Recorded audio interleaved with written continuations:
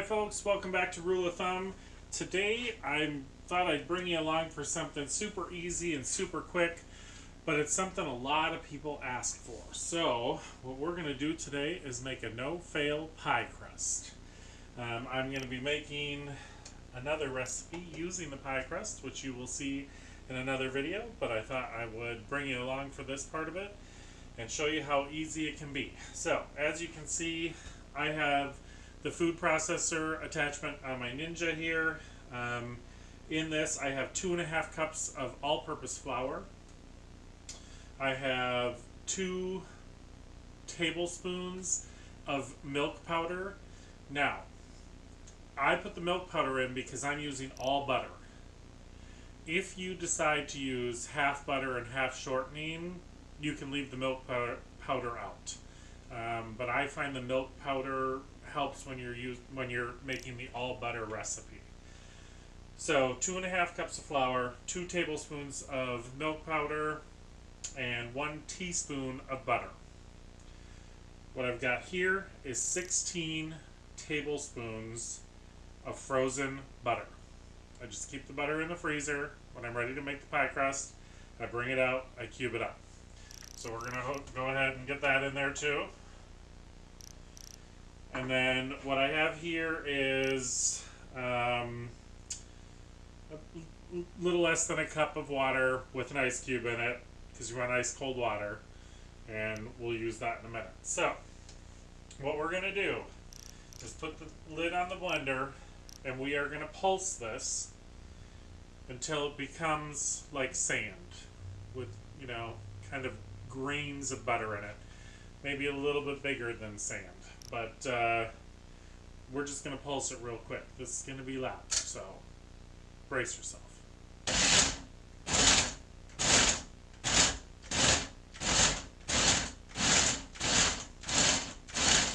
And this is what you want, these little pulses.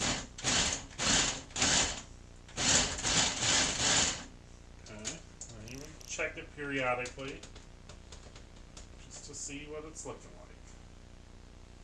Okay, so I still got some pretty big pieces in there. I still got butter that's, can you see it there? Oh, there we go. It's still a little bigger than I want it to be. So we're going to keep going on this as I make a mess with the flour.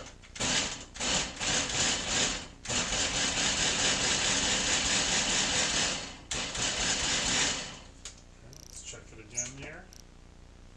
Okay, so this is what we want. So, let me get you in here closer. See how I just got some smaller grains of butter? That's what you're looking for. Okay, get up closer here. See how we just got that?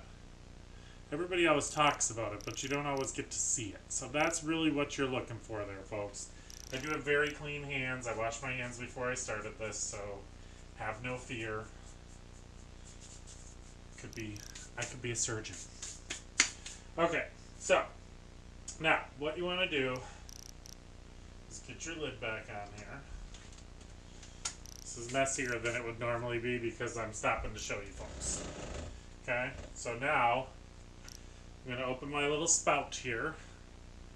I'm going to take my water and I'm going to get it started, and I'm just going to drizzle in a little bit of the water. Now, this could take a 1/4 cup, or it could take a 1/2 cup, or it could take a little bit more. What we're looking for is it to just start to come together. So we're going to do this slowly.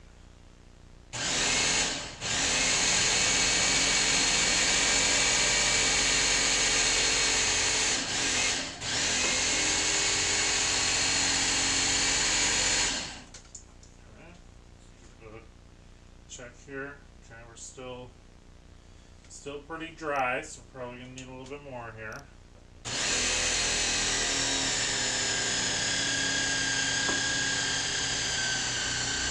Alright. You can hear my Ninja starts to slow down. To me, that's usually a pretty good indicator that I'm getting close. Okay. So, we're still powdery on the top. Now, here's the thing. The bigger the food processor you have, the easier this is. Mine's small, so it's it's not easy to see the exact progress of it in this one because it's tall and narrow. So what we're going to do is we're going to get this out on the board here and work with it a little bit with our hands so we can see what's happening on the bottom. See what I'm laying? Because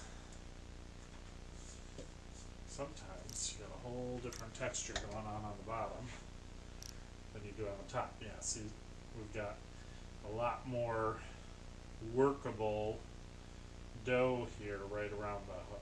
So that's why I wanted to bring you along to show you that you can do this. There's no need to panic. Okay, so we're back, and you can see we've got our dough worked into 2 balls.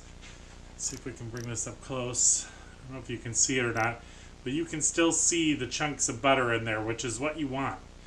You want the chunks of butter to stay in there because that's what's going to give you a flaky pie crust.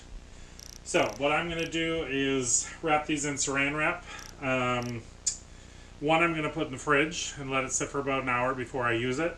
The other one I'll wrap in saran wrap and then put it in a Ziploc bag and put it in the freezer to use for later because I only need one for this recipe. But I always make 2 because I figure if I'm going through the work, why not? So that's what we're going to do. It's just that simple to make a pie crust. I just thought I'd bring you along so you could see that anybody can do it. And I'll bring you back when I roll this out and we get ready to use it. Hi folks, welcome back. I neglected to turn the camera on while I was rolling this out, but I did want to show you the finished pie crust once it's in the shell. You know, I don't claim to be a professional pie baker. My crimping is probably not as pretty as some people's, but you know what? Imperfection is how people know it's homemade. So that is the finished look of a no-fail pie crust. I hope you enjoyed this. I will bring you back in the next video to show you what I make in it. So if you did like this, please like, share, subscribe. Come back and see us soon. And as always, I hope you had a great day.